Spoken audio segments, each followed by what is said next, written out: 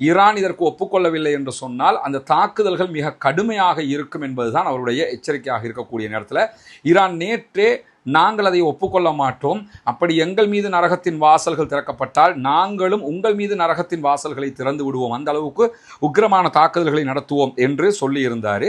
இந்த சூழலில் தான் இரண்டு தரப்பாருமே ஒரு எக்ரிமெண்ட்டுக்கு வர மறுக்கிறாங்க, ரெண்டு தரப்பாருமே ஒரு விடாப்பிடியான போங்கில் இருக்கிறாங்க என்கிற ஒரு செய்திகள் வெளியாகி கொண்டிருக்கக்கூடிய சூழல்ல அதற்கான ரீசனாக அவங்க என்ன சொல்றாங்கன்னா, 2 முறை உங்களோட பேச்சுவார்த்தை நடத்திட்டோம், நீங்க நம்பிக்கையாக நடக்கல, எனவே மீண்டும் மீண்டும் அப்படியான செய்திகளை நாங்கள் செய்ய முடியாது, அப்படி செய்யறதா இருந்தால் நிரந்தர யுத்த நிறுத்தம், ஹொர்முஸ் ஜலசந்தி வழியாக பாதுகாப்பாக போறதுக்குரிய ஒரு நெறிமுறையை நாங்கள் அறிவிப்போம். அதை தாண்டி அதே போன்று ஜனவரி மாதங்களில் ஈரான்ல அரசாங்கத்துக்கு எதிராக நடத்தப்பட்ட மாபெரும் ஆர்ப்பாட்டங்களில் கலந்து கொண்ட போராட்டக்காரர்களுக்கு உதவுவதற்காக அமெரிக்காவினுடைய இஸ்ரேலுடைய நிர்வாகங்கள் துப்பாக்கிகளை கொடுத்தது என்று ஒப்புக்கொண்டிருக்கிறார். எவ்வளவு பெரிய ஒரு அயோக்கியத்தனத்தை பண்ணியிருக்கிறாங்கிறத பகிரங்கமாகவே ஒப்புக்கொண்டிருக்கிறாரு.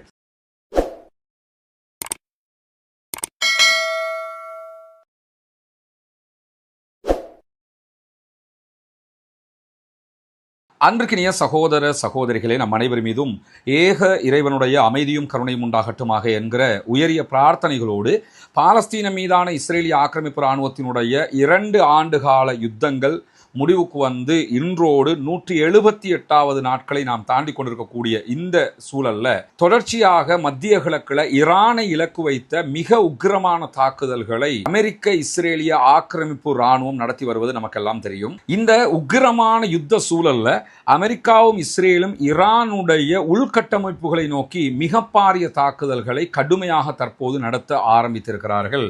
ஈரானுடைய மருத்துவமனைகள், பல்கலைக்கழகங்கள், பாடசாலைகள், போலீஸ் நிலையங்கள் என்று எல்லா பகுதிகள் மேலேயும் தாக்குதல்கள் அவசரமாக தற்போது உக்கிரமான தாக்குதல்களாக மாற்றப்பட்டிருக்கக்கூடிய சூழல்ல அமெரிக்க அதிபர் டொனால்ட் ட்ரம்ப் எதிர்வருகிற 48 மணி நேரங்களுக்குள்ளாக ஈரான் ஒரு சமாதானத்திற்கு வர வேண்டும், இல்லை என்று சொன்னால் மிக கடுமையான தாக்குதல்களை நாங்கள் நடத்துவோம், அவர்களுக்கு நரகத்தின் வாசல்களை திறப்போம் என்கிற எச்சரிக்கைகளை எல்லாம் 2 நாட்களுக்கு முன்பதாகவே விடுத்திருந்தார். அவருடைய காலக்கெடு நாளை காலை செவ்வாய்க்கிழமை காலை 8 மணியோடு முடிவுக்கு வருகிறது. ஈரான் இதற்கு ஒப்புக்கொள்ளவில்லை என்று சொன்னால் அந்த தாக்குதல்கள் மிக கடுமையாக இருக்கும் என்பதுதான் அவருடைய எச்சரிக்கையாக இருக்கக்கூடிய நேரத்தில் ஈரான் நேற்றே நாங்கள் அதை ஒப்புக்கொள்ள மாட்டோம், அப்படி எங்கள் மீது நரகத்தின் வாசல்கள் திறக்கப்பட்டால் நாங்களும் உங்கள் மீது நரகத்தின் வாசல்களை திறந்து விடுவோம், அந்த அளவுக்கு உக்கிரமான தாக்குதல்களை நடத்துவோம் என்று சொல்லியிருந்தார். இந்த சூழலில் தான் 2 தரப்பாருமே ஒரு எக்ரிமெண்ட்டுக்கு வர மறுக்கிறாங்க, 2 தரப்பாருமே ஒரு விடாப்பிடியான போங்கில் இருக்கிறாங்க என்கிற ஒரு செய்திகள் வெளியாகி கொண்டிருக்கக்கூடிய சூழல்ல ஆல்ரெடி ஈஜிப்டும் அதே போன்று துருக்கியும் இணைந்து ஈரான் பிளஸ் அமெரிக்காவோடு சில பேச்சுவார்த்தைகளை நடத்தி முதல் கட்டமாக ஒரு 45 நாட்கள் தாக்குதல்களை நிறுத்துவது என்பதற்கான பேச்சுவார்த்தைகள் நடத்தப்பட்ட போது அதை ஏற்றுக்கொள்ள முடியாது என்று ஈரான் மறுத்துவிட்டது. நிறுத்துறதா இருந்தால் நிரந்தர யுத்த நிறுத்தம், அவ்வளவுதான், வெறுமனே 45 நாள் 15 நாள் 30 நாள் இப்படி நிறுத்த முடியாது என்று சொல்லி ஈரான் சொல்லிக் கொண்டிருக்கக்கூடிய சூழலில் தான் போரை முடிவுக்கு கொண்டு வருவதற்கான தன்னுடைய கோரிக்கைகளை மீண்டும் மீண்டும் அவர் வலியுறுத்தி கொண்டே இருக்கிறாரு ஈரானுடைய தலைமைகளிடத்தில் அமெரிக்க அதிபர். இந்த சூழலுக்கு மத்தியில தான் அமெரிக்காவினுடைய முந்தைய அனுபவங்களை கவனத்தில் கொண்டு நாங்கள் அதை ஏற்றுக்கொள்ள மாட்டோம் என்று சற்று நேரத்துக்கு முன்பதாக மீண்டும் IRGC அறிவித்திருக்கிறது. அதாவது ஈரானுடைய புரட்சிகர காவலர் பிரிவு அறிவிச்சிருக்கிறாங்க. அதற்கான ரீசனாக அவங்க என்ன சொல்றாங்கன்னா, 2 முறை உங்களோட பேச்சுவார்த்தை நடத்திட்டோம், நீங்க நம்பிக்கையாக நடக்கல, எனவே மீண்டும் மீண்டும் அப்படியான செய்திகளை நாங்கள் செய்ய முடியாது, அப்படி செய்யறதா இருந்தால் நிரந்தர யுத்த நிறுத்தம், ஹொர்முஸ் ஜலசந்தி வழியாக பாதுகாப்பாக போறதுக்குரிய ஒரு நெறிமுறையை நாங்கள் அறிவிப்போம். அதை தாண்டி எங்களுடைய நாட்டோட புனரமைப்பு திட்டங்கள், இப்போ அழிச்சதுகளை மீண்டும் ஸ்ட்ரக்சரை நாங்கள் கட்டி எடுக்கணும், அதற்கான நஷ்ட ஈடு, இது எல்லாத்தையும் அமெரிக்கா தர ஓகே என்று சொல்லி சொன்னால் நாங்கள் உங்களோடு பேச்சுவார்த்தைக்கு தயார். இதுதான் ஈரானுடைய தெளிவான நிலைப்பாடாக இருக்கிறது. எனவே நாளைய தினம் என்பது 2 நாடுகளுக்கு மிக முக்கியமான ஒரு நாளாக இருக்கிறது. ஏன்னா ஈரான் சமாதானத்துக்கு ஒப்புக்கொள்ளலைங்கிறதுனால மிக கடுமையாக அவர்கள் தாக்குதல் நடத்துவார்கள். இன்றைக்கே மிக கடுமையாகத்தான் ஈரான் மேலே தாக்குதல்களை நடத்துகிறார்கள். இப்படியான சூழலில் தான் இஸ்ரேலுடைய ஈலாது துறைமுக பகுதிகள் மீதான தாக்குதல்களுக்கு பொறுப்பேற்றிருக்கிறது இன்றைக்கு யமனுடைய ஹூத்திகளுடைய படைப்பிரிவு. நம்ம காலையில் வெளியிட்ட வீடியோவில் கூட சொல்லியிருந்தோம். இன்றைக்கி காலையிலேயே யமனில் இருக்கக்கூடிய ஹூத்திகள் இஸ்ரேல் மேலே கிளஸ்டர் வகை குண்டுகளை வீசியிருக்கிறார்கள். முதல் தடவையாக கொத்து குண்டுகள், கிளஸ்டர் குண்டுகளை யமனில் இருக்கக்கூடிய ஹவுத்தீஸ் பயன்படுத்தியிருக்காங்க. எனவே ஹவுத்தீஸ் படைப்பிரிவு என்பதும் சாதாரணமாக நினைச்ச அளவில் இல்லை, அதை தாண்டி உச்சமான பலத்தோடு அவங்க இருக்கிறாங்க என்பதற்கு அவங்க கிளஸ்டர் குண்டுகளை 2000 கிலோமீட்டரை தாண்டி தாக்குகிறார்கள் என்பதிலிருந்து நம்ம புரிந்து கொள்ள முடிகிற அதே நேரத்தில் தான் ஈலாது துறைமுகம் மீதான மிக கடுமையான தாக்குதல்களை தற்போது ஈரானுக்கு ஆதரவான ஹிஸ்புல்லாக்களோடு இணைந்து யமனில் இருக்கக்கூடிய ஹூத்தீஸும் நடத்தி இருக்கிறார்கள். இந்த தாக்குதல்கள் பல முக்கிய இராணுவ தளங்களை குறிவைத்திருக்கிறது என்று சொல்லி இன்றைக்கு யமனுடைய படைப்பிரிவு வெளியிட்டிருக்கக்கூடிய செய்தியிலையும் நம்ம பார்க்க முடியும். இதற்கு நடுவில் தான் டெல் அவீவ் பகுதிகளில் பல இடங்களில் வெடிப்புகள் ஏற்பட்டிருக்கிறது, தாக்குதல்கள் மேற்கொள்ளப்பட்டிருக்கிறது என்று சொல்லி இஸ்ரேல் வெளியிட்டிருக்கக்கூடிய அறிவிப்புகளை பார்க்க முடியும். இஸ்ரேலுடைய ஹரேட்ஸ் செய்திப்பிரிவு வெளியிட்டிருக்கக்கூடிய செய்திகளில் இதுவரைக்கும் 4 பேர் படுகாயம் அடைந்திருக்கிறார்கள் என்கிற செய்திகளும் வெளியாகி இருக்கிற அதே நேரத்தில் டெல் அவீவ் பகுதிகளில் இந்த வெடித்த பகுதிகள் அதே போன்று ஏவுகணைகளை தடுத்ததினூடாக வெடித்து சிதறிய ஏவுகணையினுடைய பாகங்கள் எல்லாம் பல இடங்களில் விழுந்திருக்கிறது என்றும் பல இடங்கள் தற்போது தீப்பற்றி எரிந்து கொண்டிருக்கிறது என்கிற செய்திகளையும் நம்ம பார்க்க முடியும். அல் ஜசீரா இந்த செய்திகளை எல்லாம் ஒரு தொகுப்பாகவே வெளியிட்டிருப்பதையும் நம்ம பார்க்குறோம். இப்படியான ஒரு சூழலில் தான் ஏவுகணைகள் வருவதாக வந்த தகவல்களை அடுத்து மத்திய இஸ்ரேல் அதே போன்று தெற்கு இஸ்ரேல் பகுதிகளில் ரொம்ப கடுமையான எச்சரிக்கைகளை இஸ்ரேல் விடுத்து கொண்டே இருக்கிறது. ஏன்னா இப்போ 2 பகுதிகளுக்குமே இது ஒரு மிக முக்கியமான காலக்கெடுவாக மாறிடுச்சு. இஸ்ரேல் ஈரான் மேலே மிக கடுமையான தாக்குதல் நடத்துகிறாங்க, ஈரானும் அதே மாதிரி இஸ்ரேல் மேலே மிக கடுமையான தாக்குதல்களை நடத்துகிறார்கள். அந்த அடிப்படையில் தான் ஈரான் இன்றைக்கு தொடர்ந்து மிக முக்கியமான தாக்குதல்களை இஸ்ரேலை நோக்கி நடத்தி கொண்டே இருக்கிறது. ஈரானில் இருந்து நிறைய ஏவுகணை தாக்குதல்கள் எங்களை நோக்கி வந்து கொண்டிருக்கிறது என்று சொல்லி இஸ்ரேல் தொடர்ந்து அறிவிப்புகளை விடுத்துக் கொண்டிருக்கக்கூடிய சூழலுக்கு மத்தியில் தான் அமெரிக்காவுடனும் இஸ்ரேலுடனும் தொடர்பு வைத்து ஈரானுக்குள் குழப்பங்களை உண்டு பண்ணுவதற்கு துணை போனார்கள் என்கிற அடிப்படையில் அசர்பைஜான்ல 17 பேரை ஈரான் கைது செய்திருக்கிறது என்கிற செய்திகள் வெளியாகி இருக்கிறது. அசர்பைஜான் பகுதிகளில் தான் இந்த 17 பேர் கைது செய்யப்பட்டிருக்கிறாங்க. ஆல்ரெடி ஈரான் என்ன பண்ணுறாங்கன்னா அமெரிக்காவுக்கும் இஸ்ரேலுக்கும் ஆதரவாக தகவல் கொடுக்கக்கூடிய ஸ்பையாக இருக்கக்கூடியவங்களை பிடிச்சிட்டாங்கன்னா மரண தண்டனை கொடுத்து கொண்டே இருக்கிறாங்க. நேற்றும் 2 பேர் மீது மரண தண்டனை விதிக்கப்பட்டிருந்தது. இப்படி ஒவ்வொரு நாளும் மரண தண்டனை விதிக்கப்படுகிற அளவுக்கு இந்த உளவு தகவல்களை கொடுப்பது மிக கொடுமையான ஒரு குற்றமாக ஈரான் பார்த்து கொண்டிருக்கு. இந்த நேரம் அப்படித்தான் யாருமே பார்ப்பாங்க. ஏன்னா நாட்டை பாதுகாக்கணும்னு அவங்க இருக்கும்போது இந்த தகவல்களை வெளியே சொல்லுகிறவர்கள் மீது இப்படியான நடவடிக்கைகளை அவங்க எடுத்துக்கொண்டிருக்கக்கூடிய சூழலில் தான் பாதுகாப்பு கட்டணங்களுக்கு ஈடாக சில நட்பு நாடுகள் ஹொர்முஸ் பகுதிகளை கடந்து செல்வதற்கு நாங்கள் அனுமதி கொடுத்திருக்கிறோம் என்கிறது ஈரான். இன்றைக்கு 13 கப்பல்கள் ஹொர்முஸ் பகுதியால் கடந்து போயிருக்குது பல நாடுகளையும் சேர்ந்த.